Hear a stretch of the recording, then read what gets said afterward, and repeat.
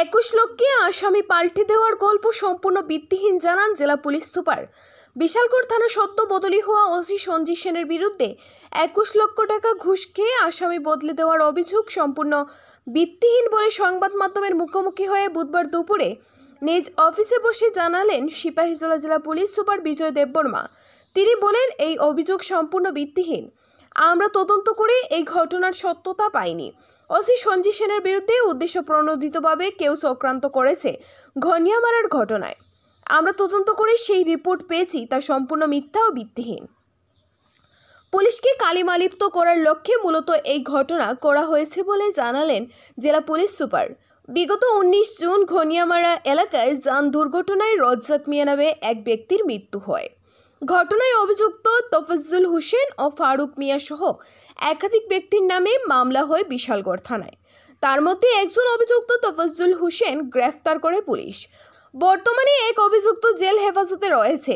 একাংশ দুষ্ট চক্রকারীর দল ওসি সঞ্জিত সেন 21 লক্ষ টাকার বিনিময়ে অভিযুক্তের নাম পাল্টিয়ে দিয়েছেন বলে একটা মিথ্যা ও ভিত্তিহীন প্রচার করেছে। তারই তদন্ত শেষে জবাব দিলেন জেলা পুলিশ সুপার।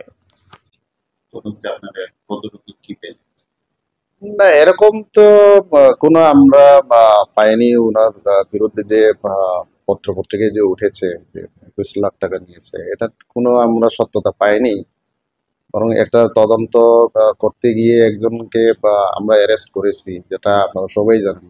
গণ্যামারাতে যে একটা ঘটনাকে কেন্দ্র করে গাড়ি অ্যাক্সিডেন্ট হয়েছিল, সেখানে মারা যায় গাড়ি চাপা দিয়ে। সেই ঘটনা নিয়ে কেস রেজিস্টার হয়, আমরা তদন্ত করেছি। তার মধ্যে একজন আমরা তফাজ্জল হোসেন, তাকে আমরা অ্যারেস্ট করেছি। তখন মাঝখানে এরকম নিউজ পেপারে উঠেছিল যে প্রকৃত যে দোষী ড্রাইভারকে বদল করে একজনকে করা হয়েছে, এরকম তা নয়।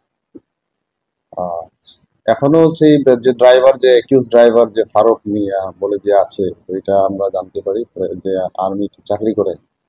তো এখনো আসামি হিসেবে আছে। আমরা এখন যোগাযোগ করছি আমরা কিভাবে তাকে আনানো যায়। আর তফাজ্জল হোসেন তো আগে থেকেই এপি হিসেবে আছে, আমরা তাকে আমরা ধরেছি, কারণ তার থেকে কেন্দ্র করে ঘটনাটা হয়েছিল। না না, এরকম নেই। সেরকম সেদিন একটা সন্ধ্যাবেলায় খবর বেরিয়েছিল যে আসামি বেল পেয়ে গেছে, কিন্তু বেল তো দেওয়া হয়নি। তো আসামি তো জেসিডে আছে, হয়তো অন্য কোনো উদ্দেশ্য প্রণীত থাকতে পারে তার উপরে। কিন্তু হয়তো কোনো একটা যারা এই কেসের সম্পর্কে যারা কিছু জড়িত আছে, তারা হয়তো এটা করাচ্ছে, আমার মনে হয় এরকম। এখনো মানে সঞ্জীব সেনের বিরুদ্ধে তো এরকম কোনো কিছু আমরা পাইনি। স্যার, এখন পর্যন্ত মামলাটা কতটুকু পর্যন্ত গিয়েছে? চলছে, এখন চলছে। আমরা আরো এখানে যারা ইনভলভ যারা আছে, ওইটাকে আমরা এখন ধরার জন্য আমরা চেষ্টা করছি। যার বিরুদ্ধে একটা অভিযোগ ছিল যে সে নাকি এখনো চাকরিতে জয়েনিং করে ফেলেছে, তাকে ধরে নিয়ে। হ্যাঁ, এখন যেহেতু আমাদের কাছে এরকম খবর এসছে, আমরা এখন আর্মি অথরিটির সঙ্গে আমরা যোগাযোগ মানে করা হচ্ছে এখন। তাহলে যে 21 লক্ষের যে গল্পটা সম্পূর্ণটা একটা ভিত্তিহীন, মানে পুলিশ প্রশাসন এটা ভিত্তিহীন, এটা কোনো আমরা সত্যতা পাইনি। এটা জাস্ট একটা তার ইমেজ নষ্ট করার জন্য, মানে আমি মনে করবো এটা ইমেজ নষ্ট করার জন্য করেছে।